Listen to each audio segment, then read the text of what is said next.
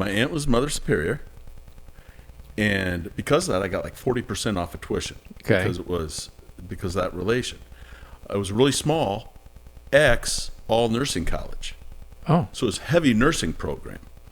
So the girl to guy ratio was 6-to-1. So coming out of high school where I could not get a date. Right. Right? Right. It's 6-to-1 girl to guy ratio and 40% off tuition. I didn't even look at any other colleges. It's like, sign me up. Sign me up. Hands up, heads down, shake it on, turn around. We're kicking down, we're gaining ground. We do it right, do the here right now. All right, John Monaghan, welcome to Super Trooper. Yeah, thank you. I'm excited to be here. Gunnersville, Alabama. Roll Tide. Roll Tide. I did try to wear as close as I have. What is it, crimson? How could I forget crimson? Yeah. Yeah, it's more of a purple. It's blatantly LSU colors, by the way. Not only did you not wear crimson, you wore our bitter rivals' colors. Yeah, no, I don't follow SEC, but I do follow enough to I would never cheer for LSU. So Yeah. You know, I don't mind. I've got a special place in my heart for the state of Louisiana. It's too much for this podcast. I wouldn't say I cheer for LSU ever. You know what I would do? I would cheer for LSU over Auburn. Sorry, Maggie. sure, that doesn't Miller surprise Quinn. me. I would cheer for LSU over Tennessee. That surprises me. Britt, how do you feel about this? Fellow Alabama fan, producer Britt Burns. Who would I cheer for over LSU? Yeah, if LSU and Tennessee were playing, who would you cheer for? Probably Tennessee. We differ there. Yeah, I mean, I don't know why not. Tennessee just seems like such a nice, friendly. Oh my God, that is atrocious. That is so What am I wrong. missing? Oh, there's a bitter rivalry. Okay, I didn't know about this. So LSU is only a 10-year rivalry. But Rocky Top's such like a happy-go-lucky song. Well, it makes me want to throw up in my mouth right Sure. now. Rocky Top they play it a million times. So this is what people don't realize. First of all, we're way off topic already, but that's okay. Alabama was really bad. Tennessee won in the 80s, something Sure. like 9 years in a row. Sure. Beat Alabama at 9 or 10 or 7, whatever, a bunch of years in a row. And then their coach, Phil Fulmer, turned us in for cheating. He was he was a dirty rat. Yeah, that's a pretty dirty pool.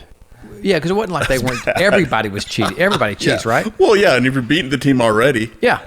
And so then we went on this long run where we beat them 10, 12, 15 years in a row. They won 2 years ago. So there was a long period of time where an Alabama fan in the 90s and 2000s, you would have had a debate on who we hate more, Auburn or Tennessee. Wow. It was bitter. And then Saban left LSU, went to the Miami Dolphins, then came to Alabama. That's when really the LSU rivalry started because LSU was good for you. And it was we beat them for a long period of time. I don't know how we got it. We just lost a lot of listeners that are not football related. It's all right. We don't want them anyway. We don't want them anyway. You're right. John Monaghan, principal. What's your official title? Just owner, principal, operating principal. Yeah, president of benefits. Yeah, president of benefits. PDCM. Yeah. Waterloo, Iowa. Mm-hmm. Although I've always thought you had more of a Wisconsin accent. I get Minnesota. that. I get that all the time. I get it all the time, even in Iowa. People are like, "You grew up in Minnesota?" Mm-hmm. And probably even the way I said that sounded a little bit Minnesotan. And I don't know why. You've been up to my cabin before, Mm-hmm. but my cabin is where my mom and half of my family grew up. You know, like aunts and uncles would go up there all the time, and that was right on the border of Iowa, Minnesota. But I would say even people there say I sound like I'm from Minnesota. So I have no idea why it is. Interesting. I've only seen Fargo once, so it's not like it. It's right? not like I picked it up from watching movies. But I get that probably once a month when I'm talking to somebody. Well, I pick it up all the time. What are the jokes that you tell that have the same character in it? Oli and Lena. Oli They're and Lena. Norwegian jokes. There's some similarity between Norwegian and Minnesotan. Yeah, maybe that's it. And we probably can't tell the jokes, any of them, for this podcast. Yes, but probably not. maybe tonight over beers. Okay, I've got a few new ones. Okay. Oh, nice. Yeah, hopefully Gunnersville doesn't have a big Norwegian population, unless I'm just gonna have to look over my shoulder to see if anybody looks Norwegian. You know what you could do is you could change that to Bubba and somebody else. Yeah. It's the same joke. It's the same joke. Yeah, that's true. Or there's a lot of Cajun jokes that are Boudreaux and Thibodeau. Yep. I've heard those before. I think it's all kind of the same. It's exactly the same thing. It's the same joke, just different characters. Yeah. Well, we've known each other around 20 years now, Yeah. which is amazing to think that our professional lives, we've kind of grown up together in our professional lives. Yeah. Is it 20 years? When did we meet? It's got to be at least. So I would have met Val. Yes. Exactly. This hot dog for the crowd here. You know what? I think this is my 20th anniversary of when I joined Northwestern Mutual in that whole SEBS operation. And I met Val and Liz Frere at that orientation. In Milwaukee? In Milwaukee. And I would have met you probably within 2 or 3 years of that. So 18 years. yeah, probably 18 years. I mean, we were kids in the industry at the time. Yes. I mean, we were like literally the new kids on the block. I'm a little older. I'm probably 40. You're 50 now? I'm 50. So I'm 54. So I had a whole whopping 4 more years on you probably. Yeah. Still a kid. Because I had joined that Northwestern Mutual office. We were part of a group called SEBS, Strategic Employee Benefit Services, which was, we were kind of like an operating minority partner. You know, I look back at that, and we really had a good deal in some of those days with no business risk and some opportunity for equity in that. Yeah, opportunity for equity, but the ability to learn. Yeah. I mean, safe learning. It was almost safe practice. It was. For what we're doing today. It's I was given everything I had during that time period, and we were really, really successful, as Val was and Liz was. But really, that was what I look at that as. It was a scrimmage preparing for real life, Right. like real game experience. Yep. But it allowed us, like, after I left that, and I kind of had a sour taste in my mouth because it felt like, We both healthcare did. reform Yeah. had passed. Northwestern Mutual, which is a great company, they did what they needed to do, which they said, hey, things are happening, and this is not our core product or our core offering. So what we're going to do is we're just going to allow this to, and I kind of felt I was getting kicked out of the house a little bit. A little bit. They were nice. They Right. packed a lunch for me, and they Yeah. made sure I was all right, and I appreciate all of that. My managing partner was awesome. So nothing bad, but I had that bad. But now I look back at it, and I'm like, wow, what an opportunity they were giving me at that time to get better at my craft. So when we really went on and did it by myself, Yep. it just felt like I was prepared and I was ready for it. Yeah, because I was not ready then. I was not. I'm barely ready now, Johnny, if I'm being honest. But I certainly wasn't ready at. How old would I have been? 8. What's 54 minus 18? That's wow. We were young. Yeah. Yeah, 32 years old. No, that's not right. How old was I? 34, 54, Well, 34, When I got 34. insurance, I was told there would be 36. I was 36. Yeah, I was told when I interviewed that there'd be no math involved with this job. And it turned out they lied to us. A little bit. They lied to They me. Yeah, I sometimes feel like I just need making numbers up. Yep. No, we can do that. So I was 36. So you would have been 31-ish, 32-ish. Yeah. 32. Yeah, Babies. yeah, we were. Yeah. If I would have thought about this, I would have had Britt pull up pictures of us at 32. That would be funny. But there's no way you Been can depressing. go to that. Yeah. All right, Johnny Monaghan, let's go back because, we kind of like to learn about the guest on Super Trooper. Okay. So, you were born where? Born in Cedar Rapids, Iowa. Okay, so that's close. That's like what? How Cedar Rapids to Waterloo is how far? Is right along Highway 380. It's connected by interstate. Is 40 miles. Okay, so you're born Cedar Rapids. Yep. What was little Johnny Monaghan like? So I'm talking most of our memories, tend to start about 7, 8 years old. The ones really. What was like 7, 8, 9-year-old Johnny Monaghan like? Just a really skinny, haired kid that grew up. I mean, it was just a really small town. As I look back and I even remember how I was just awkward. I was funny. I was good. I was kind of the class clown. Yeah. I still probably, some people would say, you still kind of am, Right. really kind of goofy at least. But really kind of if you picture a movie, like, what is that, Stand By Me? Yeah. And you look at one of the characters, it was probably like one of the characters there, just a small town kid, Little trying to find gangly. his way. Gangly for sure. I was a late bloomer, so I really felt like I stopped being gangly maybe in my mid-20s. Right. But I was like just a skinny, goofy-looking kid. Now, you grew up on a farm? Yeah, I would say I grew up in town. So the town Okay. was Winthrop. And Winthrop has maybe 800 people in it. But it was just surrounded by farms. The industry was all agriculture. So my grandpa had a farm.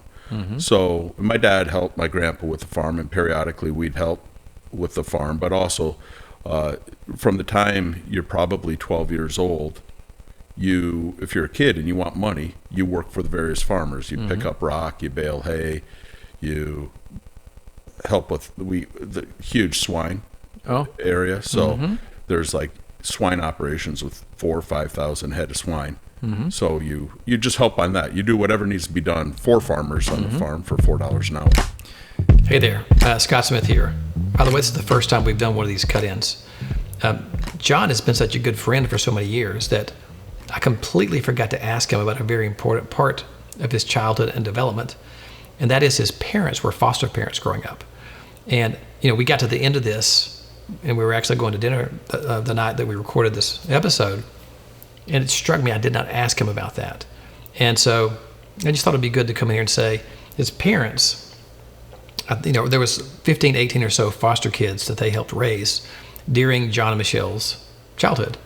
And it really shaped the way that John thinks and who he is. And I just wanted to drop this in as a nod to his parents those are the real heroes. Those people who are really doing the unseen work to love and help other humans. And it's just a unique part of John. So I'm kind of bummed that I forgot to talk about it, but maybe we'll do a part 2. True love. Back to the show. Can we go back to the pickup rocks comment? Because that takes me back to, there was a conversation at some point that was had between like Liz and Val or somebody, and you just casually said, yeah, we pick up rocks. And they were like, excuse me? Yeah. And you were like shocked that nobody else picked up rocks. Right. And I think they think people like tricked you into picking up rocks as a punishment. Yeah. But actually describe what picking up rocks is. Yeah. So picking up rock is in Iowa. I don't know how the glaciers did it, but they managed to push all the rocks from Minnesota and Canada and decide to melt right in the middle of Iowa, at least where I lived. So there's rocks buried in the soil, and this is farmland. So every year there's a thaw, and there's a freeze and a thaw and a freeze and a thaw. So the soil turns over with each freeze and thaw. So basically a new crop of rocks reveals itself every spring. And that would do a lot of damage to equipment, plows, anything that you do to discs, anything that you drag through a field, planters. So before you planted a field, you'd need to literally walk through the field and pick up all the rocks that were probably what I would say like a softball size or bigger. Yeah. And you just pick them up. There's usually a tractor pulling a bed, like a big tractor hay rack type thing, and you throw the rocks on there. So, an 80-acre field might take us a week. So all I do is walk up, back and forth on the field, picking up rocks. Is there a more automated way to do that these days, or are kids still picking up rock? Kids are still picking up rock. Oh, wow. That's why we get all these big Iowa farm boys. Yeah, it's baling hay and picking up rocks. We never had a weight room. We never had a weight room in my school. But we've sent like 3 people to the NFL. But, they're just all big, hefty offensive linemen. Winthrop. What's the mascot for the Winthrop High School? We're so it's East Buchanan. East Buchanan High East School. Buchanan. We're in Buchanan County, so Okay. it's called East Buchanan Buccaneers. Oh, the So we're Bucks. like good pirates. We're like sanctioned, legit pirates. Authorized by the Queen. Can I just say that I'm not sure that there has ever been an Iowa pirate. I mean, when you think about pirates, True. that is the least likely. Here we go. It's the Tampa Bay. East Buchanan Buccaneers. It's the Buccaneer. Look at that. Columbia Blue. How intimidating would you be if a team came out, and we were a big wrestling school. Huge wrestling school right. growing up. So we had baby blue wrestling singlets. Actually, first of all, is that not really identically close to the old Tampa Bay Buccaneer? It is. Like we're gonna Google that, right? The old Tampa Bay logo. We're looking at this on the screen for those of you listening at home. That's the same thing. It's the same. Yeah, Tampa Bay knocked it off, apparently. Apparently, you guys must have had it first, or they were like, That is the same exact logo. we're not gonna. I don't know how they didn't notice. I know. It's literally it's the same one. Just different shading. Yellow. I never noticed that. Actually, I've never even thought of that. Wow. Well, now we know. So the East Buchanan, obviously they saw the BUC and they were like, "We're gonna the Bucks." Yeah. But they were not. There's no water. There's no ocean anywhere close to Iowa. No. I love that. I mean, that really is funny that you were the Buccaneers. Yeah. And so, siblings growing up. Are you the middle child? I'm the middle. Yeah. I can see that a little bit. Sure. Yep. So how your older brother, younger sister? Yep. I have an older brother. He's 4 years older than me. Yeah. And the younger sister, 2 years younger than I am. Okay. So what's that dynamic like in the household? So you're gangly, John. Did they call you Johnny when you were little? Johnny. They still do. Yeah. So you're little Johnny Monaghan with a 4-year older brother. So let's do this. You're a ninth grader. Your brother's a senior. Your sister's like in 7th grade. Yep. What was that household like? My brother was a hellraiser. Oh, okay. So my brother as a senior was, just, he was always in trouble. Mm-hmm. It's just how he is. And I love him to death. And he's been good, but anything Michelle, my younger sister, or I did, we were like, anything we did was good because my brother He has set the bar paved the low way for you guys, us. yeah. Yeah, he was just one of those kids that always pushed the boundaries. Mm-hmm. He's still one of the smartest people I know. Like one of the smartest people I know, but he wasn't like book smart. Mm-hmm. Or he could be. Yeah. He just never really applied himself that way. But he's a sheet metals worker now. He's great at his craft, and manages a team of people. Just kills it in his business. But he had to work with his hands. Yep.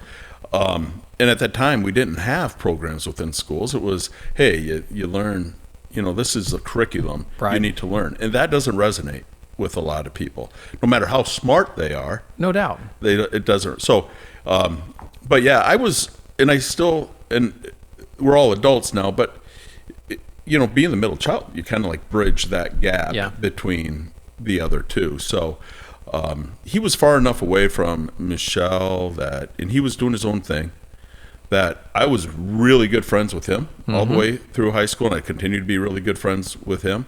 And I'm really good friends with my sister. Right. I consider them both as much friends now today Right. as I do siblings. And is your brother close? Does he live close by now? Yeah, he lives in Cedar Rapids, where I was okay. about 40 minutes away. Yeah. Okay, that's good. And your sister Michelle, we can kind of get this out of the way because it is a topic of interest to people. Sure. Is an actress. Yeah. Most people would know Michelle Monaghan, and she's kept to the last name her whole Yep. career. Yeah. I'm assuming she still lives in L.A. Yeah, she lives in L.A. and now films all over. The current, like they're right here, right now. Where, I don't know Hollywood, but I would say she's an A-list actress. She's very well known. She probably gets to pick and choose what she wants to do to some degree. Mm-hmm. What's it like having a famous sister? Number one, it comes with a lot of perks. Yeah, right. From away. So I've been able to experience things that I otherwise wouldn't have been able to experience. So I've gotten to go to movie premieres and private parties and things like that I never would have, and meet people that are really interesting people that I never would have met had it not been for what she does as a career. But she, even when you say her name, she is the actress that you pull up a picture and everybody goes, oh my God, I love her. I've seen her in a ton of movies, but they don't correlate the name to the characters. And that's always been a purposeful thing for her, is that she's never wanted to be in the limelight. Mm-hmm. She's always wanted to be low key. So you look at her career and how she's developed her persona professionally. That's how she is in real life. Yeah. So when I get together with her, when we get together, I don't even know she's an actress. You would never know. Sure. And people that meet her would really never know. So it's a lot of fun. It's fun talking to her about what she does. She's extremely talented. So just like anybody with talent, I love seeing her apply her craft. Yeah. Not because it's acting, but because she's really good at it. Yeah. But yeah, she's earned it. I mean, she fought and battled. I mean, she grew up, she was picking up rock with me. I mean, she was baling hay with me. I mean, she, from farm fields of Iowa to where she is today, nothing given to her. I want to ask two more questions about Michelle. Well, no, this is an observation. I just find it really interesting, maybe the best word, is how much, as a society, we elevate celebrity. Right. Especially artists, whether it be an actor, actress, musician. It's like, it's almost, I admire her very much for kind of staying below the radar, for choosing roles that are meaningful to her. Mm-hmm. Almost like she stayed true to the craft a little bit. I don't know her at all, but it seems to me that very much along the lines of, I really like doing this. It happens to pay me. I don't need to like be seen every time I go to the grocery store and recognized. But still, she is very recognizable. I mean, you pull up her face and she was in Mission Impossible, and she was in the True Detective series, and she's been in a lot of recognizable. What's the movie with Ben Stiller at the Heartbreak beach? Kid. Oh, hilarious movie. That is hilarious. It's like way more hilarious than what people ever realize. I've rewatched that movie. Yeah. Like, I've probably seen that movie 5 or 6 times. Yeah. It's like, to me, it's like Dumb and Dumber level. Yeah. Type. And you know what? It's also, I don't know what year that was, but it's almost like the romantic comedy has gone away. Mm-hmm. I mean, you get like, blockbusters and Avengers, and I don't know, probably streaming has hurt that a little bit, but it's somewhat of a very funny, but romantic comedy, like a feel good movie. I still want that. I still want some feel good in my life, Johnny. Right. Anyway, the point I was making is, it's crazy how much we elevate celebrity. Oh, definitely. Like, way too much. I mean, there can be big things happen, like in this world, and what we focus on is Brad Pitt and Jennifer Aniston breaking up, Yeah. And I'm dating myself. I mean, that was a long time ago, but whatever it is, I mean, there's a lot going on in politics, a lot going on in the world, and I won't comment on any of it. But whatever's happening, any of those singular events that are going on right now every single day, there's more coverage of Taylor Swift and Kelsey than any of that. I mean, and if they broke up, people would be devastated. And then there's other people that'd be happy and think it's kind of funny. Right. But yeah, I won't speak on behalf of Michelle, but I think that's the reason she tries to stay as low key as she is because she doesn't want to be part of it. It is. It's amazing. We could go all. We like to talk about conspiracy theories occasionally on Super TRUEper. One could go down that rabbit hole of like, there's some intentionality of like making sure we're talking about that other stuff rather than serious things. Right. But I don't want to do that today because we're having too good a time. When did you know that Michelle was? I'm not going to say that she was going to be a successful actress, but like, what was it? Was she interested in that growing up? I mean, coming from Winthrop to being A-listy actress is pretty impressive. What was that evolution like for you to watch? It was fun to watch the entire time. And it was fun to watch because ever since she was probably like 11 years old, she wanted to be a model. And mom and dad, for one of her birthdays, I think they paid $300, which is a big deal for mom and dad back then, for her to do a modeling class in Cedar Rapids, Iowa, which who knows what that was. Right.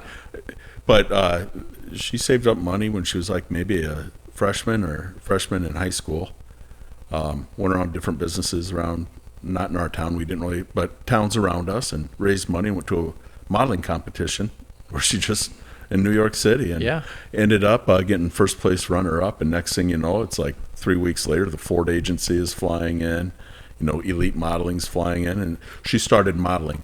And I just thought it was the coolest thing. Yeah. And leading up to that, she was grinding it out.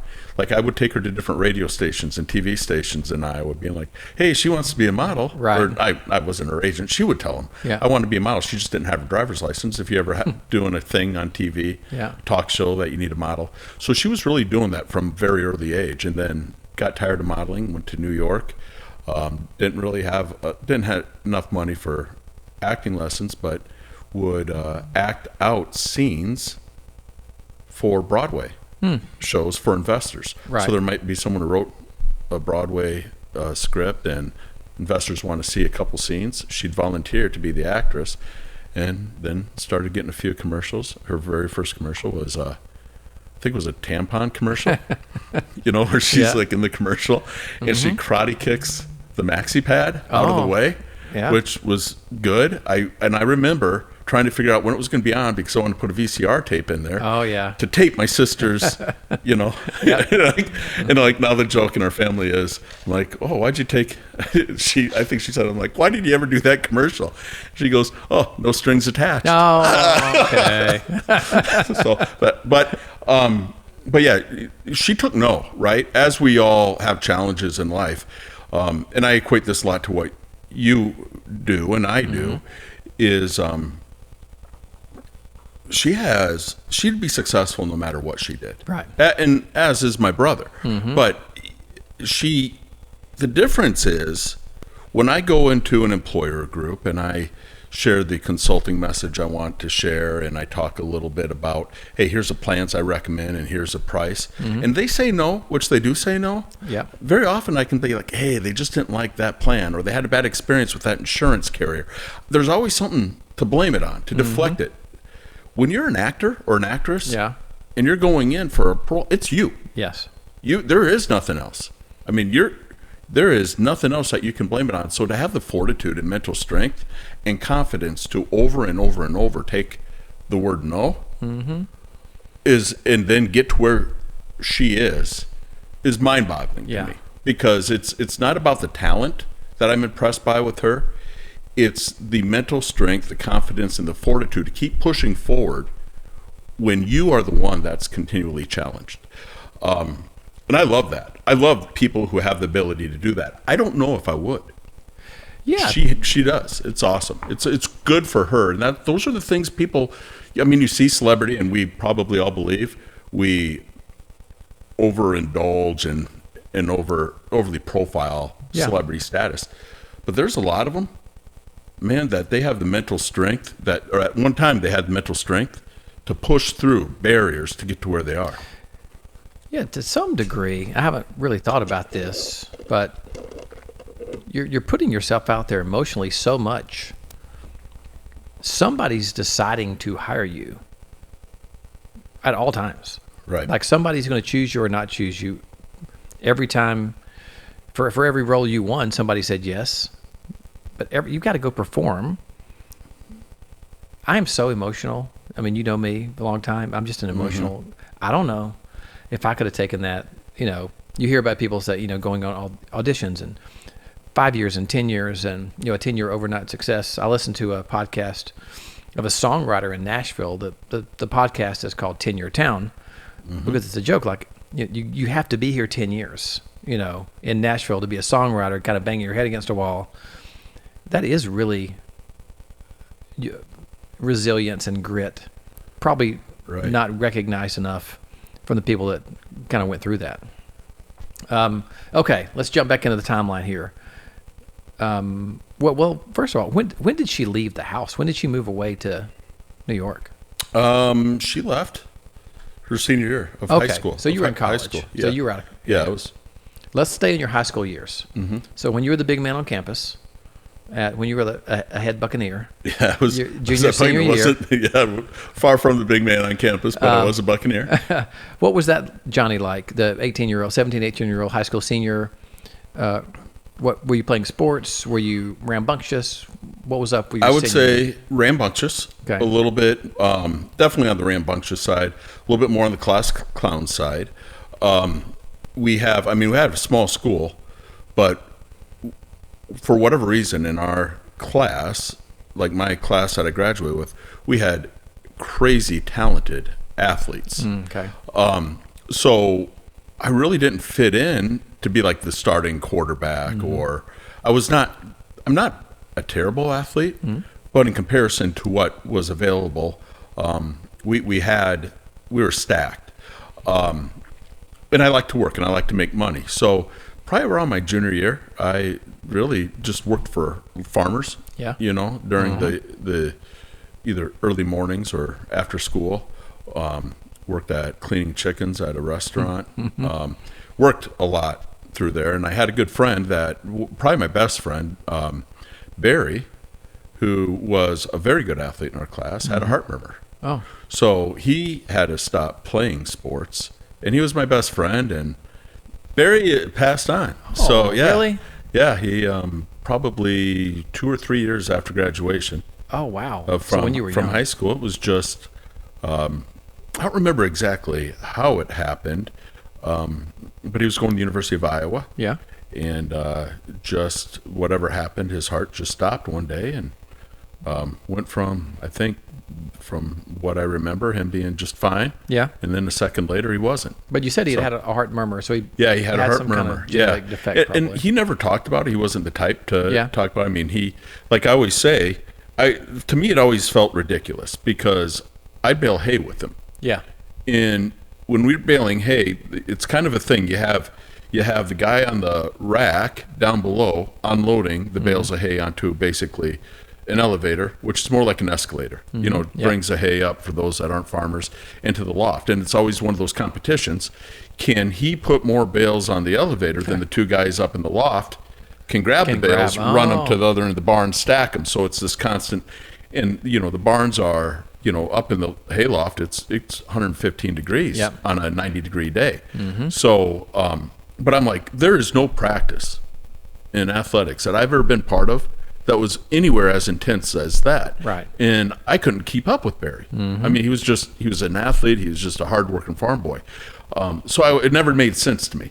Like, how are you able to do this, but you're being restricted from?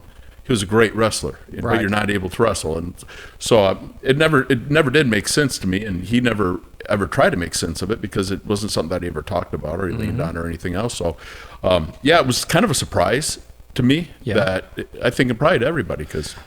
Well, dang, I wasn't expecting that. I thought No. you were going to tell me he was like hanging around and had a farm down the road or something. No, but he has a great family. We kept in touch with his family. I probably, if I saw his mom and dad, give him a big hug today. Yeah. Don't see him near as much as I did, back when we were younger. But there's just a lot of memories. Anybody in our class, we're a small class, 50 people in our class, and by the time you graduate, it's the same 50 kids all the way from elementary. That is It's super all, small. all one building. Yeah. Right. So you knew the brothers or sisters and everything else. But man, everybody has a great Barry story. I mean, he was homecoming king. The guy, everybody, all parents wanted their daughters to marry Barry. Well, R.I.P. Barry. Yeah. Well, he's a good guy. Yeah. Left a great legacy, but which is basically at the end of the day, all we all really want. Yeah, he only got say 20 years to do it. Yeah. Man, so you went to Iowa, right? Yep. I went to a small Catholic college. Mount Name? Mercy College. What's it called? Mount Mercy College. Mount Mercy. Yeah, my aunt was Mother Superior there. Say it now. We're getting into something I did not so know. listen to this. Okay. Yeah. My aunt was Mother Superior, And because of that, I got like 40% off of tuition Okay. because of that relation. I was really small, all nursing college. Oh, So it was heavy nursing program. So the girl to guy ratio was 6-1. So coming out of high school where I could not get a date, right. right? Right. It's 6-1 girl to guy ratio, and 40% off tuition. I didn't even look at any other colleges. It's like, sign me It's up. like, sign me up. What do I do? People would ask what your major is. I'm like, I don't know. Yeah. I don't care. I'm going to this school. So I went there for 4 years. It was about 25-minute drive from the University of Iowa. So that's where we went to have all our fun. That's where I just assumed, because there's a lot of stories with you at Iowa, but at Iowa in Iowa City, yeah. I somehow missed this whole story. So Mother Superior, so it's a Catholic school? Yeah, Catholic school. Nursing school, ex-nursing school. Yep. Yeah. Little Johnny Monaghan was in his element. Yeah. What city was this in? Cedar Rapids. Okay, so you're close to home. Yep. Wow. And what did you major in? So my major was, I was going to go to law school. Okay. So my major, they didn't really have a law program, but my advisor had told me that to major in political science. Yep. And then it was either English or public relations. So I did public relations, and I minored, I think, in speech drama or Right. something like that. So, that was my major. What were your 4 years like? Like, when you look back at college, how would you describe your 4 years? It was awesome. I mean, I still have such great relationships today. So, it's a great school. Small classes. Learned a lot. I really did.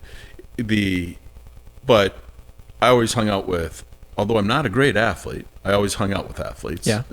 So it just quickly became all my roommates all through college were basketball players. Right. So I took on the role of what I would call social organizer. Right. So, everybody knew who they were, and, at Mount Mercy College, you had to make your own fun. You either went to the University of Iowa to go all the college bars there. Right. Or if you didn't do that, you had to, someone had to organize a party. Yep. And organize a keg and things like that. And I just found my organizational skills when directed in a manner that I know I could enjoy. Yeah, when properly motivated. It was a good skill set, yeah. So what was your first job out of school? I was actually a stock and option trader. Wow. In Iowa? Yeah, in Iowa. For a company at the time called Aegon. Okay. Yeah, I remember Aegon. Yeah, Aegon. So at the time, and actually, probably that was while I was in college. So my senior year of college, I got my stock and option, my Series 7. It allowed me to trade options. So I did that my senior year of college just to make money.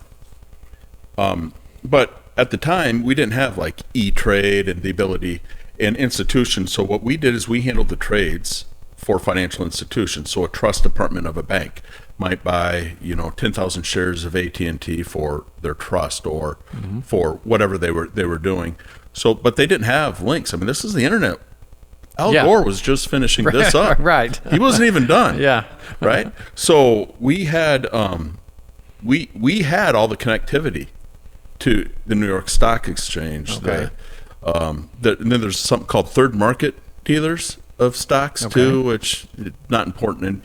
But basically, I had 3 computer screens in front of me, and they'd say, "Hey, I want to buy 10,000 shares of AT&T," and my job was, at the time, just a few pennies when you're making big or larger trades can make a difference. So I would identify what market to buy that from, type it in, hopefully type in AT&T rather than ADT, right. And then basically exercise. It was just a high level data entry job. Really, when you look at it, I didn't really have to think. Right. I just had to be accurate and respond and be able to think very quickly. And the options piece was a little bit more complex. Yeah.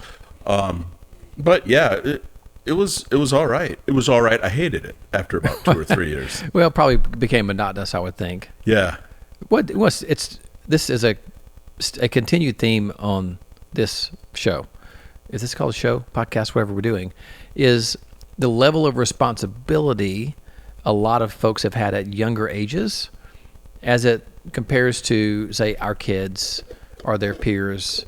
Like, that was a data entry job, really, but a pretty dang important one for you to get right at 21 years old. Yeah, I was terrible at it. I really was. Like, more times than not, I type in ADT, and you know what would happen? ADT stock would like crash that day. AT&T stock would go up, and then we'd have to make the bank whole the next day. Yeah, that's not good. I mean, I was terrible at it. I mean, and I even think the people that worked with me, I'm my own worst critic. Yeah. But I think they'd agree with me. So how long did you do that job? I did my senior year of college, and then probably for a year and a half after college. And then what, do you remember did you get fired? Did you I get tired of it? Did you find something better? No, I had somebody contact me about getting to sales. Okay. Basically working and selling 401ks to employers, which then I did that for a year, and then someone said, well, hey, you do that, would you like to be in sales for group health insurance? Yep. So I got into, probably 1998, got into doing group health insurance sales for a small HMO that was later bought by United Healthcare. Did that for 5 years. Okay, that's a long stretch, 5 years. Yeah, did that for 5 years, and am I just conducting my own interview here? No. Okay. Well, because I just taking you all the way through my career. No, I'm prompting. Okay. Yeah. So so anyway, did that, and there was this old fella named John Curran that was a broker. Okay. You know, that, man, I had so much respect for him. I still do have so much respect for him. And I would work with him, and I loved how he was honest as the day is long. His clients respected him, and he was respectful to me as a carrier rep. And to me, I held him in such high regard, like he was the godfather, so to speak. And that I just felt like I just really liked that guy. So after doing it for 5 years, I started getting phone calls from different brokers. And I went to John Curran, and I asked him to sit down, and I said, hey, here's the deal. I respect you. I've worked with you for a long time. He was probably 68 at the time, 60s. But, and I said, I'm being offered some different positions. And he said, hey, why don't we go sit at my table? So I walked away from his desk, and he had this little round table. He got out a bottle of scotch, poured me a glass, and he goes, why don't you come work for me? Oh, I love that move. Yeah. He goes, just come work for me. And he paid me half as much as what I would have made anywhere else. But at that time, it was like and I go, John, that's exactly why I came over. I go, this is working out exactly what I wanted. Yeah, this is what I wanted you to ask me. But it was learning from the best in a career that learning means a lot. So yeah, I was under his tutelage for 5 years, man, and that man has had a bigger impact on me. And Teresa in our office. Yeah. Teresa started about the same time I was, and she would, sometimes we get together and we talk, and almost tears come out of our eyes just because of the impact he had on us too. Over the 5 years he was with us was absolutely that's great. Awesome. I hope someone from his life stumbles upon this and has that cool feeling of like, oh, dad, granddad, whoever has a great legacy. Pause for a second. I want to make sure, because I'm really close to my mic and Johnny's a little further away. Is he good on volume? Yeah, I'm looking at his level. Okay, good. Okay. So I'm going to just jump back in like we never stopped. By the way, so John Curran was his name? John Curran, yeah. Was he just started his own firm? Was he? Yeah, he was a Northwestern Mutual financial planner. So this is when you came to Northwestern Mutual. This is when I came to Northwestern Mutual. Got it. Kind of folded in. He had a block of group business, and I kind of got folded into under his wing. Yeah. Well, by the way, now that I know that's a complete like baller Northwestern Mutual guy move. Like, change locations, go to the side table, pull out a bottle of scotch. That's a very Northwestern Mutual thing to do. Explains it. That's cool. And how old are you when you start with him? What year was that? Yeah, it would have been 30. Okay. And we haven't gotten into kids yet. Had you had your first one? Had one kid. I had Mason. Mason is your oldest. Yep. Who's now 22. He's 22 now, yeah. Which doesn't even sound right. You know, when we met, our kids were so young. I know it. So you're 30. You had Mason. Wow, man. Think about that. Think about the last 30 years. 20 years. 20 years. The last 20 years. Yeah. It's like that's been 2 lifetimes. All that you and I. Now, listen, for the audience here, you know, Johnny and I have been close for those 18 years and been a part of each other's lives. Yeah. You know, kind of intimate ways. Yeah. Through marriages and divorces and kids and business transitions and buys and sells and. Yeah, we've been through a lot. Yeah.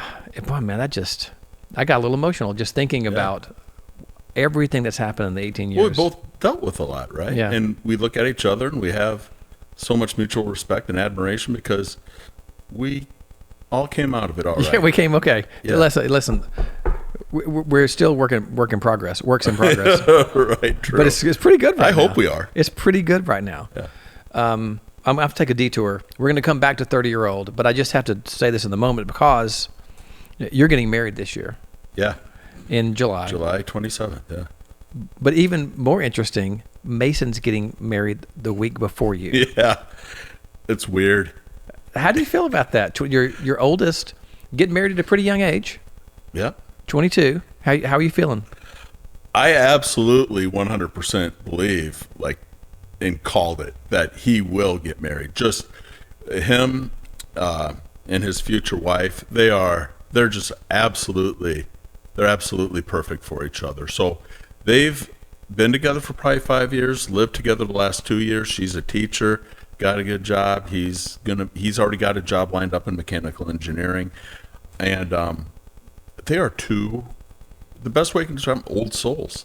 I mean, they're just really 2 old souls. They're very focused. They're very focused on each other. They love each other. They're going to do well as careers, and they're going to do well as parents. Yeah. I mean, they're just it's just that match that you look at, you recognize, and you say these 2 people should be together. And the numbers say, yeah, you're too young to get married, but when you know them, you're like, no, this is a perfect time. Well, it's interesting. Your face lit up a little bit when you answered that question. So when I asked you about how you felt about it, your whole demeanor changed. It was a very positive, proud dad, joyful look on your face. Yeah. Well, I mean, anybody that's a parent, I mean, you start to care less and less about yourself and start to look more at how are our kids going to be in life? Are they going to be happy the rest of their life? So whenever you see one make that major life decision that you know is a positive one, it's just it's what y'all want as a parent and what any parent wants. So you probably I feel I'm very happy for it. Now that being said, going and taking them out to dinner and we're talking about each other's wedding is like Twilight Zone. Yeah, right? Sure. I'm like, absolutely. Hey, can we talk about football? Yeah. You know, can we talk about something else? Like, not what are you doing for your flowers or what color is your theme and everything else. Like, we get into that conversation about 5 minutes and I look at Mace, I'm like, all right, hold off. This is just a little bit weird that we're talking about each other's wedding. Yeah, you don't look back 10 years ago and there's no predicting that conversation was going to happen. Right. Wow. Well, that's good then. So now I always get your next 2. I don't know if Olivia or Ava is next. Ava's next. Ava's my 20-year-old. Okay. Business student, University of Iowa. Which I understand is similar to Val's daughter Tess, which seems to be living her best life. Oh, man. She is living the life that reflects most of what I lived when I was in college. Yeah, right. Yeah. So she's her second year in school? Yeah, second year. Solid. And how are things with her? She's doing really well. Grades are great. She's got a great group of friends, great roommates, and just has fun. She's found that balance where, I've known you for a long time, Scott, and I've known myself for a little while as well, right? And I would say I didn't find the balance. Yes. I lean more towards it took us John's a while. fun time. Yeah, right. And she's found that balance, and she's very focused, has her head on straight. So it's kind of fun to see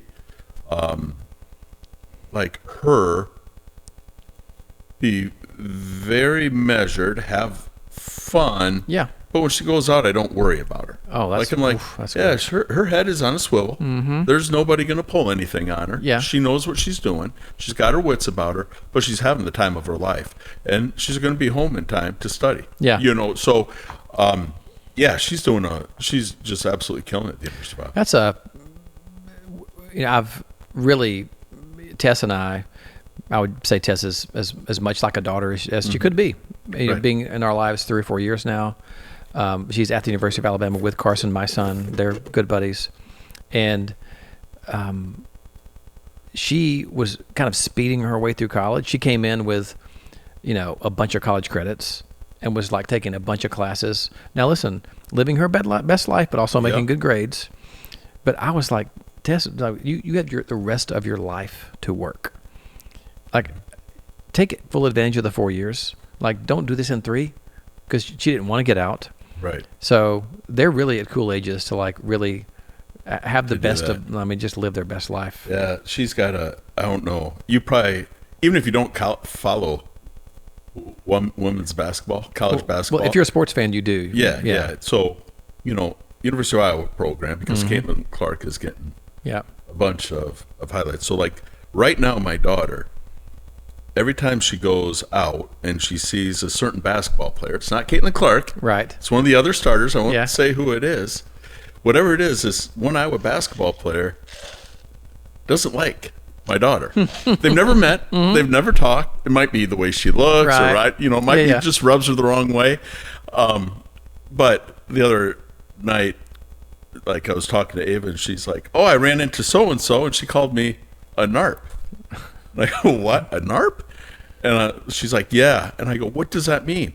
She goes, "I didn't know either, but apparently it means non-athletic, regular person." And like, that is her badge of honor right now. Yeah. I'm like, "Oh, that sucks." She's like, "Oh gosh, it's funny, Dad. She knows who I am. I'm a right. narp." Now, it's happened more than once. She calls me the narp. Right. And I'm like, "That's awesome." And then I'm like, "Well, at least you're prettier than her. I mean, you got that going for you." She's like, "No, Dad, I'm not."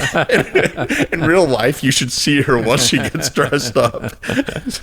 But it's fun to see, them have fun and are able to make fun of themselves. Yeah. I mean, That is so especially fun. now, kids with the pressure that they have. I mean, we don't need to get into that, but I'm like, Yeah, I mean, it's interesting because they don't see it as pressure. yeah, I don't. Well, they don't see don't. it like we do. We're dads. We're supposed to be a little bit dated and old, but yeah, the pressure of comparison. yeah, When you look back at the time that you were picking up rock, yeah, and I was, walking down Claysville Lane down there where I showed you where I grew up. Well, here's a good example. I told you I had no idea I was poor until 6th grade. I did not have anybody to compare to except other poor people. We were so poor we lived in a single wide trailer. Right. But there were people, I would go spend the night with them and I would be like, oh, I feel so sorry for them. They live in a 1-bedroom shack with a wood-burning stove, and the whole family in the winter slept in the living room. I was now, as soon as you can pick up a phone or look online, you can compare yourself to the world. right. So I think that's the biggest. Yeah. They grew up that way though, so they don't see Right. it probably as much pressure as we see it for them. Yeah, I get exactly what you're saying. I never really thought about it like that before, but we lived in a cocoon. Yeah. Like in Winthrop. I mean, we grew up like we grew up. It was fine, but there was not money for extras. But nor was there money for extras for 90% of my classmates. That's right. And we all wore hand-me-downs, and we all put plastic bread socks on our feet before we put our boots on because our boots had holes in them. Right. I mean, that's just how it was. And there was no ability for me to look at, hey, how are these kids doing it that have money or their families have money? So there was no point of comparison other than who we surrounded ourselves with. That was it. And they're in the same spot as we. There was no I had no concept about what Hawaii was as a 12-year-old. Right. I mean, it could have been Mars. Yep. I mean, it was a state on a map. It was maybe I caught an episode of Hawaii Five-0 when I was in Right. high, but no clue. There's a purity about that, though. I think there is. You know what? I would imagine that our parents thought there was a purity as well, because they were listening to games on the radio, and Right. I think it has advanced so rapidly the past 50, 60 years. Well, let's catch up with Olivia then. What's up? Olivia is she was our shy one. Oh, And she was shy, and I blame that on Ava. Because Okay. Ava, the one She that was- I just got done talking about, Yes. would answer Olivia's questions on her behalf until, like, Olivia was 15 and a Right. half, I Yeah, think. yeah. You know, it took almost Ava leaving the house. Mm-hmm. But now, now Olivia is a young woman. She's got a boyfriend, got a great social life. She's a volleyball player. is she a junior or pretty good- senior in high She's a school? junior. Junior in high school. Again, she's a bookworm. She's a lot like my oldest, Mason. Really and just really studies. Yeah. I mean, I don't know if she's ever got anything but an A. Oh, wow. And she's fun as can be. She's like that sneaky fun. Yeah. Where you're not expecting it, and then Right. she'll do something goofy, and, which is like the most endearing thing in the world. Yep. Because it's almost like you get let in on her world a little bit. Like Yeah. when she opens up, she does something silly. You're like, oh, maybe this is what her friends see. Yeah, yeah. You're like, Yeah. oh, she feels comfortable doing something Yeah. silly, and so she's awesome. I can't wait to see where she ends up going to school. Again, you look at, and we all probably feel this as parents, but you're like, man, the world is your oyster. Yeah. Just keep applying yourself, and you don't need to change what you're doing, Olivia. You just keep doing what you're doing, and you're going to be all right. It's interesting. There's some parallels with Carson, my son. Madeline, my daughter, was so loud and talked so much growing up that Carson was quieter. He was definitely more quiet. But then, as he started developing his own personality, and the same thing happened. I would see it some, but then I would hear how other people described him. So, like his senior year Sure. in high I know what you're school, saying. Yep. this was COVID year 2020, was his senior of high school, and he was a pretty good little soccer player. They had a great soccer team. The season got canceled. They were number 4 in the state. I'm still bitter about it. I don't want. It was really I remember hurtful. this. Yeah. I remember this.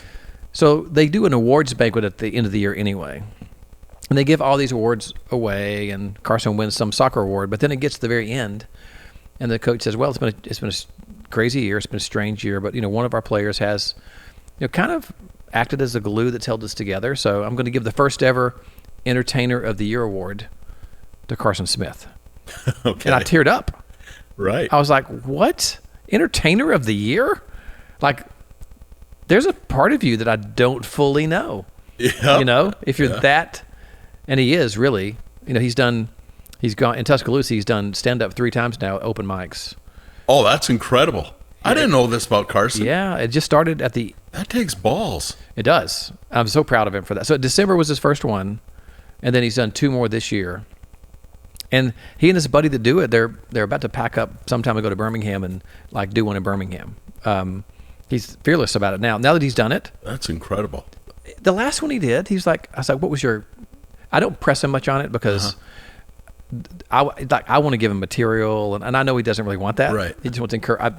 I'm assuming he wants encouragement and support, which is all I'm giving him, and he doesn't really want anybody to go yet. I Right. get it; it's his I world get right that. now. Yep. But he said, "Well, I did these 2 little. I really didn't have as much material this time because I wanted to try crowd work." I was like, "You just went up there to mess with the crowd and didn't Right. know?" He's like, "Well, I saw this couple. They came in with matching shoes. That was a big mistake on their part. Sure. So I knew I Sure. had something to start with." Yeah. No, but he's 21 now, and even now, the more we're together, I think the more he lets me in Right. to that personality. So that, But you remember doing this with your parents. I Mm-hmm. mean, you when mom and dad go, "Oh, I hear stories about you I never knew." Oh, And now, yeah. I'm glad I never knew them. yep. But as a kid, I think we all have a little bit of a lack of confidence, and we shield ourselves from maybe being Mm-hmm. our true selves in a lot of ways, but maybe especially with our parents. Of course. Yeah, you have to. And it's just natural. Yeah. All right, we got to get Sean in. Sean, Your yeah. baby, 13, Baby 14, 14? 14. Yeah, he'll be 15 in April. Is that ninth grade yet? Yeah, ninth grader? Yeah, he's 8th grade. 8th grade. He started his kindergarten year a little bit later. We had to make a decision. Yeah, Carson was the same way to May birthday. And it was like really, if it had been in June, July, August, I think we would have delayed it a year. So 8th grade. So first of all, he is the baby. Yep. He's got at least one very rambunctious, kind of outgoing older sister. Yeah. A very smart older brother. I'm just curious. The baby of 4. Let me ask this: how's he doing? What's going on in his world? He, in Sean's world, Sean is now kind of developed from the smallest kid in his class. Mm-hmm. Had a mullet because he thought mullets were cool because Right. senior boy football players had done it. To all of a sudden, and he was small. It was easy to pick him out on the football field. The kid loves football, and he's always been pretty decent at football. He's a student of the game. Like when he watches NFL football, he's watching the defense. So he he's loves it. It's just not watching it as I watch it. I hope they score a touchdown.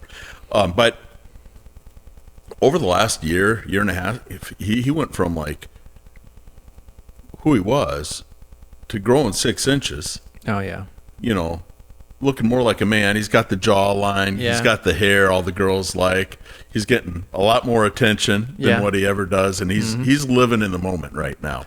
But it's also helped because he loves football. I think he's come to a reality now, but probably a year and a half ago, he goes, I don't need to go to school, Dad. I'm going to play safety for the Cowboys. Right. I've already got it figured out. Yeah, right. Yeah. I'm like, okay. It's not that easy. Yeah. I'll support you in that effort, but how about you help me out a little bit and just kind of study. So he's very similar to how I was. I didn't like learning from books. Sure. But love sports. Yeah.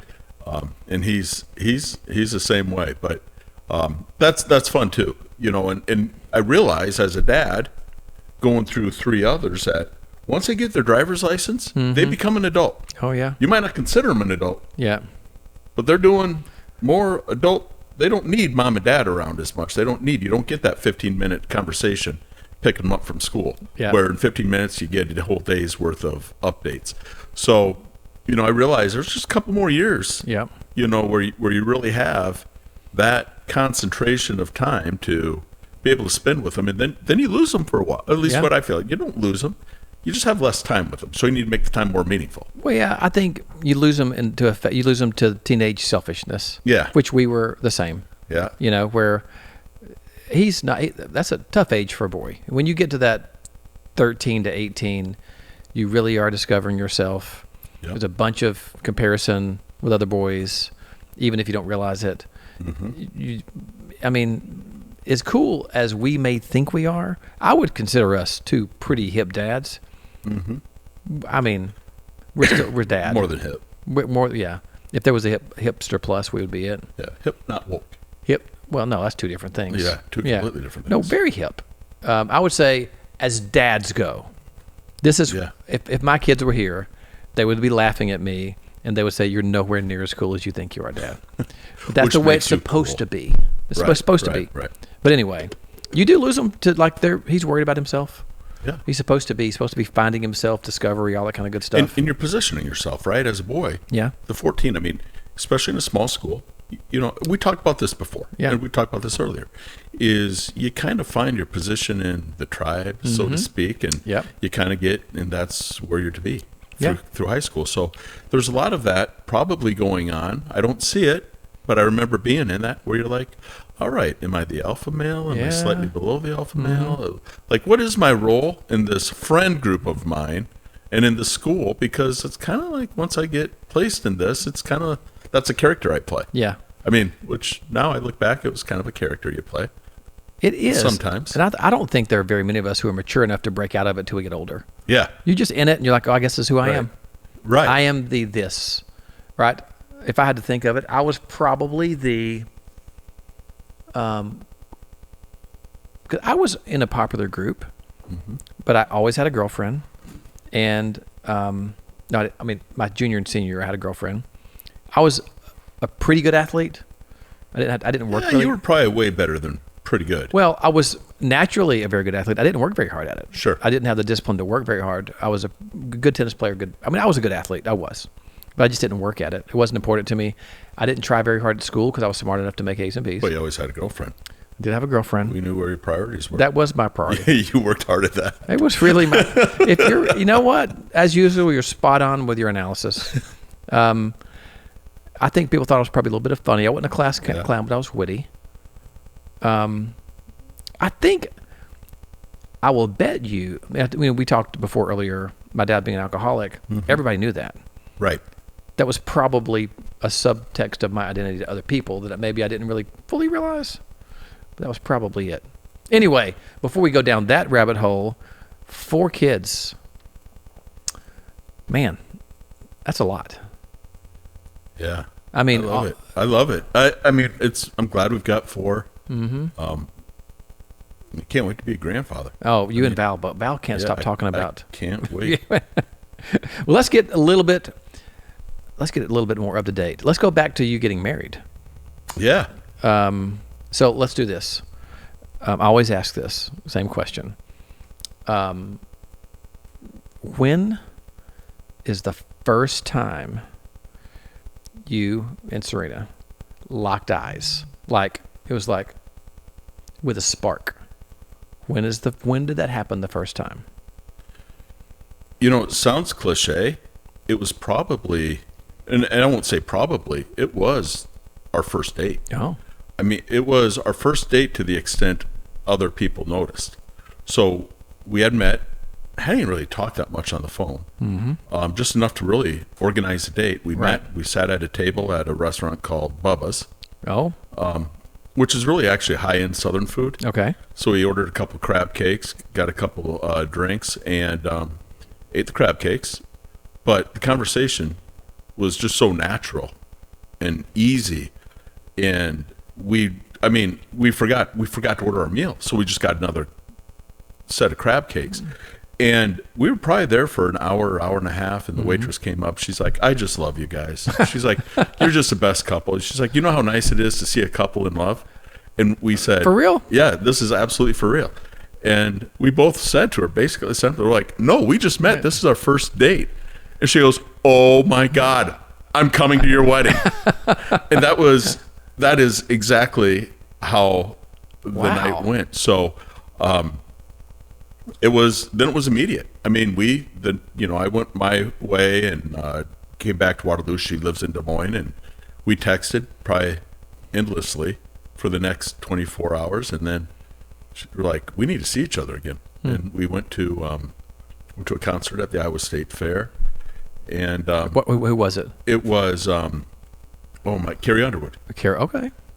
Carrie Underwood. So we were up in the nosebleeds. Because of last minute tickets, we just had a great time, and really from there on out, we just knew we had a connection. I mean, it wasn't like we might have a connection. Let's see where this goes. Yeah.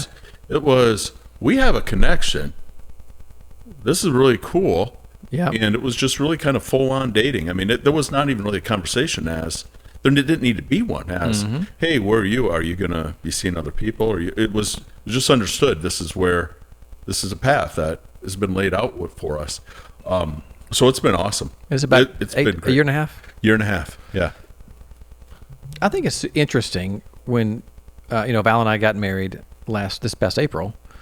When you do get married, whether it's for the first time or again later, it's really, what's the word? Uplifting. I don't know what the word is, but I think when you have a connection, you have a connection. Right. And a lot of the pretense kind of falls away when you're older. That's really cool. And you're getting married. What's the month? We're in February. Yeah. No, it's July 27th. And I still haven't come up with my guest list. So here's the deal. Okay. And this is me. Are you preempting me to say I may or may not make the cut? No, you're. It might be. I'm asking you to officiate it. You don't know yet. But yeah. So she finally brought it up to me last week, or maybe a week before. I don't know. But anyway, it's just me being me. Yeah. Right. Procrastinate until something needs to be done. She's like, "Are you sure Are you sure you're not? You just don't want to move forward? Is there a reason behind this? Yeah. Like, no, darling, I'm fine. I'm gonna go forward with this. I can't wait for the wedding. It's just the organization before Yeah. it that anybody that knows me knows of my strengths. Organization is not one of them. Well, we share that. I think it's interesting. You and I were riding around doing a tour of Gunnersville today, and I basically, Which, by the way, is a great little town. It's like anybody that hasn't been to Gunnersville yeah, needs to come to Gunnersville. It's like Mayberry with a beautiful lake. yeah. Well, as you said, though, we don't want too many people coming. Yeah, Then it'll not be Mayberry if we get it. That's true. But they can come visit and do a Super Trooper episode, whatever. So we were riding around. Bless you, Britt. Britt sneezed. I wonder if we picked that up on the camera. I was being a good friend. I think what good friends do is they ask hard questions. I think Right. what we all do too much is we're like, oh, you're getting married? Fantastic. I bet she's the most wonderful. Like, I love you, John. I bet she's great. Like, very few people in our lives are courageous enough to say, I sound like I'm talking good about myself. I don't mean to do that. But like, hey, are you sure? Like, Yeah. we're older. I think when we all do it for the second time, we're like, if this is better work. I had a conversation like that with you. It was heartwarming to me as your friend to see you say, oh my gosh, she's wonderful. Like, she gives me everything I've ever wanted in a relationship. Yeah. Fills my cup. Yeah. Makes me want to be a better man. Yep. It was like, oh wow, okay, Johnny Monaghan. So looks like we're going to be vacationing together over the next 20 years. I hope so. That's just I hope that's such a good. I mean, you know, Britt, you and I talked about this on our episode of this. Is the comparison, the differences in happiness and contentment, Right. and how contentment is underrated. Like, happiness is the dopamine and all the happy. Like, but man, being content is a wonderful feeling. So congrats on that feeling, my man. Yeah. No, I love it. Probably still in a lot of that happiness stage. Yeah, You for know sure. what Yeah, I mean? yeah. All the excitement and everything else. Yeah. But yeah, absolutely. I mean, you go through different relationships in life, and then you end one relationship that was 25 years, almost 25. And then you enter this phase of your life you hadn't been in before, and then you either really like that phase Yeah. or you don't like that phase. And sometimes you're okay with that phase. It's not like, hey, this is a phase I want to stay in, single and dating and having time for me. But then there's just things that happen that completely make you want to choose a certain phase. Yeah. Right. And I was kind of there. I knew at some point, like, I knew I'd want to get married again. I didn't know someday Yeah. I'd probably get married again.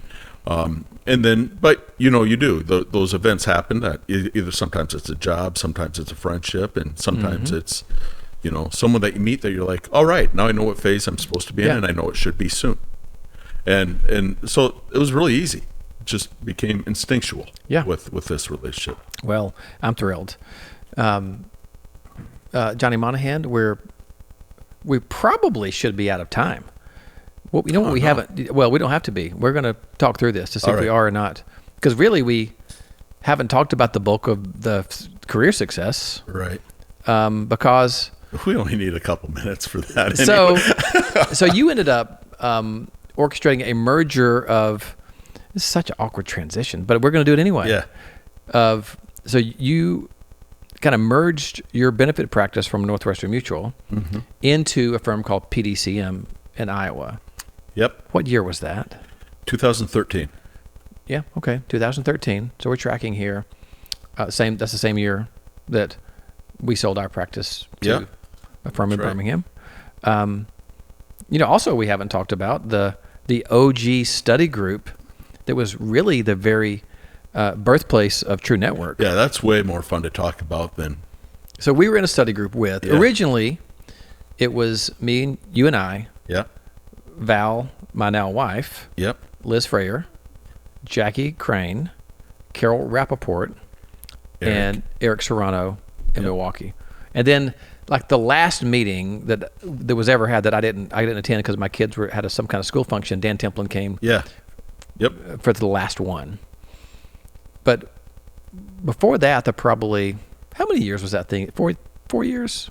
Like the official, because we called it the Premier Consulting Network. And Man, you know how time flies? You're doing that right now.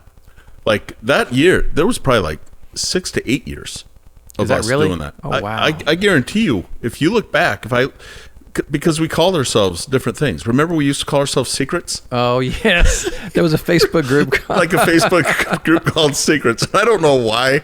I don't know where that came from, but it was like Secrets. I think we didn't want anybody. I think where it came from is we kind of had this study group. Yeah.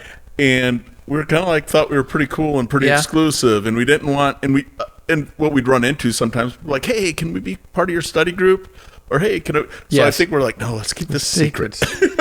I totally forgot about the Facebook group. Yeah, so if you go back to where we were like labeling ourselves Secret and, then other things, I bet we could go back easily 6 years to 7 years of saying we were kind of doing that for a lot longer period of time than what your memory is telling you right now. I think what my memory is when we actually were like, hey, let's go to Toronto for a study group meeting together. Right. Or Boston or where, because I think the last couple of years.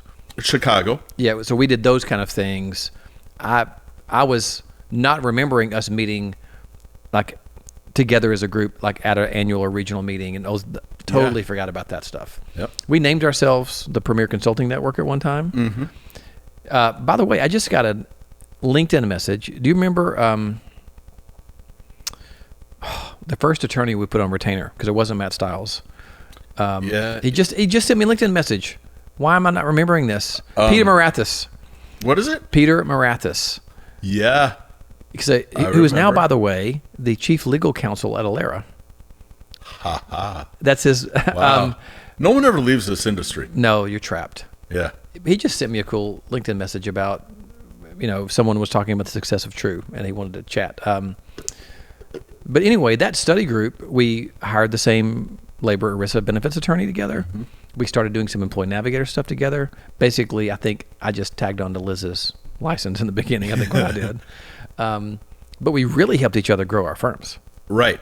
And it was like, honestly, the dream team. Yeah. I mean, we did not have duplicative skill sets. We had skill sets specific to different areas of our industry that needed expertise, Val and compliance. Liz, and I would say is technology. Mine was more wellness, maybe some self-funded type Jackie's stuff. culture stuff she was doing. Yeah. I mean, it was just like we had these different, like, I don't want to say superpowers, but we each had our strengths that individually we were really good at what we did. Mm-hmm. But when we worked together and we shared, it was magical, and it still is. It still is. It really is, and just as much personally. Yeah. Magical as it is, professionally. I mean, it's amazing to have that type of business. All of our firms doubled in size over that little period. Yeah. And to have the personal relationships that we've kept. Oh, absolutely. It's really amazing, and the fact that my life changed because of those relationships. Right. I mean, if you think about all that True doesn't happen without the study group. No. So all the things that went into that, even to the fact that Liz and Val are the ones that were like, you should do something like this. Yep. That's super meaningful. And we had some really fun times. You know what? Let's talk about a couple of times, because these are fun stories. Yeah. We somehow, I don't know why you came to a Southern Regional meeting in Atlanta. I have no idea, unless it was just to come hang out with me, which is possible. This is the Mimosa Story. Oh my God. It was not to hang out with you. Or maybe it was somewhat to hang out with you. Yeah. But you and I really never hung out until that day. Yeah. That was like the first day. It was John and Scott. Let's sit down. I mean, we hung out. We were work hangout, but it was like you and I were both there that morning, and I think we were staying an extra day. Whatever that was, we're like, hey, let's go do something together. Yeah. And then we walked around the corner from the Ritz-Carlton in Atlanta. Yep. And there was this sign out front that said, bottomless mimosas. Right. And we looked at each other and we're like, okay. Yeah. And this was like 11 a.m. or so. Yep. and we never made it to the meeting. No, by 1 o'clock I was looking around. I'm like, hey, where's this mimosa woman that's supposed to be bottomless? I mean, that was about it. Yeah, I don't think we made anywhere, but like we really connected. Yeah. Like that was like my first time where I'm like, when did you and Scott really like take time to get to know each other like at a deeper level where we asked about each other's family and it would, and really got to know each other. That would be like, it was over, of all things, two of us. Sometimes I'm afraid to say I ever drank a mimosa. Yeah, well, we drank a lot of mimosas. We drank a lot of mimosas. And you know what I bet it was? I bet it might have been one of our study group meetings, one of the first times that we had a study group meeting. Yeah, very well could have been. Because I can't imagine why you would have been. I know it was in Atlanta. That's all I'm really positive about. Other than that, I don't remember. The mimosas maybe caused some of the non-remembering. Yeah, that was probably it. Yeah, so that's a good story. My visit to you in Iowa in your cabin is a good story. Yeah. So is your cabin technically in Iowa, Wisconsin? It's in Iowa. So it's very northeast corner of Iowa. So if you're at my cabin and you go 10 miles north, you're in Minnesota. 10 miles east, you're in Wisconsin. Yep. Well, and it's a cabin. It's a cabin. Yeah, it's a log cabin. It's a 19 log by cabin. 19 square log cabin. Yeah. And I mean, other people rustic. have heard this story. Did you plan to put me to work like that, or was that just an organic thing that happened? It's just organic. Okay. And at the time I didn't think I was putting you to work. Well, It's it just really because wasn't. It's more of it's a good story. Well, no, but it was. I did put you to work, Well, but we it's did, just yes. what I do at my cabin is Right. it's just part of the allure of me going to the cabin. Right. Is I grew up doing a lot of physical work. Yeah. A lot of like not cutting down trees. Dad would chainsaw them down, but chopping up trees. Yeah. So that was kind of like my way. So I find that kind of like therapeutic. Yeah, I get it. Well, here's some of the funny stories. Why don't you share your side of the story? We get there. I was giving you therapy. You in give my me. eyes. So we get there. We kind of walk around. You show me the little bit around the cabin. Put our stuff down. We walk out, and there's a tractor kind of up on blocks in a shed, a small tractor. And you know what? You're like, I need to get the tires on this thing. And it wasn't that easy, so we had to jack it up. It's on the blocks. Yep. We put all 4 tires on, and then we step back, and you go, "Uh-oh." And we had put the tires on backwards. So we had Just to really just put them. And then, so we had to do it all over again. Right. And that was like, Hands up, heads down. it wasn't as simple as it sounds. Like we just put them on. It was working. We're kicking down. Then We're gaining ground. you're like, let's go check out. There's a fence down here I need to look at. We go, the fence was torn line. down. So we repair a portion of the fence line. Yep. Then we come back up. We have to get some wood for the fire. So there's wood chopping that goes on, which you were much better at than me. You're much more experienced wood chopper. I've always said you kind of look like a lumberjack anyway. And then I think that to top off the evening, there was this kind of dirty homemade grate that goes over the fire pit. It wasn't exactly like, cleaned. Really? No. So you flip it over. We have fire now because we have wood, and you go in and get the stakes, and you just literally flop them right down on that grate And put it on. and put them over on the there. Fire. Yeah. I don't even know if we had plates. I mean, we might have had a paper. I literally remember like picking up the steak with my hands, like a caveman, and eating the steak. That was delicious. Don't get me wrong. Right.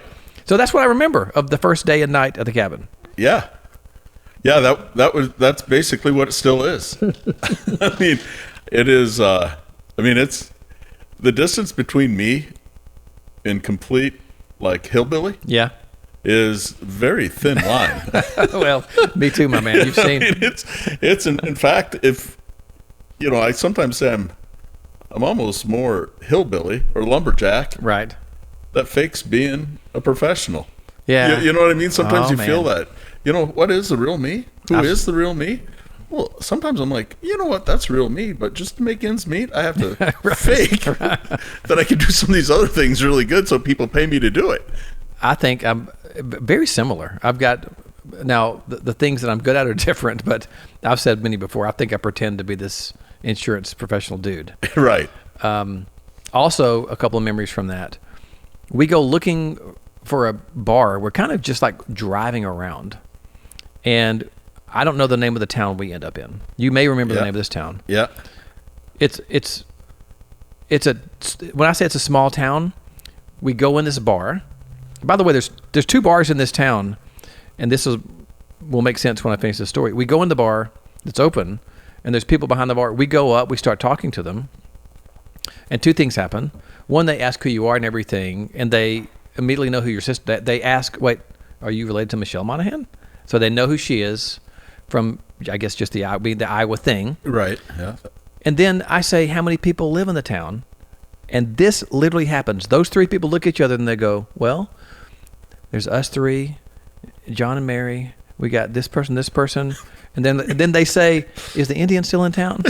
Yeah. No, the Indian's not in town this weekend, so we don't count him. They were counting there was like 15 people in this town. Yeah, and 2 bars. I think it was 19. Yeah. Yeah, there were 2 bars. Yeah. And I was like, 19 people in town. What in the world? We're in rural Iowa. It was the most charming thing. And we just sat there for hours having beers with them talking. Yeah. We may have to go back to the cabin. Yeah, I'd love to have you in the cabin. And you know what? We don't have to do any work. We'll just do the bar hopping thing. Okay. We'll get an Uber to take us around. I don't think there's Uber up there. I don't think there is too. There's some Amish up there. Maybe we'll just get a buggy ride. Even better, right? And I'm going to hope I don't say anything politically incorrect here, but that would be an Amish bar crawl. That would be awesome. And I think that'd be okay with it. They're not partaking. They don't listen to podcasts. No. We need to find an unsuspecting Amish buggy driver to drive us around. Well, man, this will officially be the longest episode. Feels like the shortest. Like it makes me feel good. It feels like we just sat down. Yeah, we didn't listen. Here's what we didn't talk about. You're a 1% consultant in our industry. You're one of the smartest people that's helping clients manage their employee benefits in the entire country, in the world. You're one of the 1% that your clients are just unbelievably lucky to have you as a consultant and advisor. And you've had incredible success with fantastic book of business that you've grown, built a great team. So many of the folks that are in your office, I love. Liz, Jody, primarily. Liz and Teresa. Mm-hmm. You got some superstars like, is it Kelsey?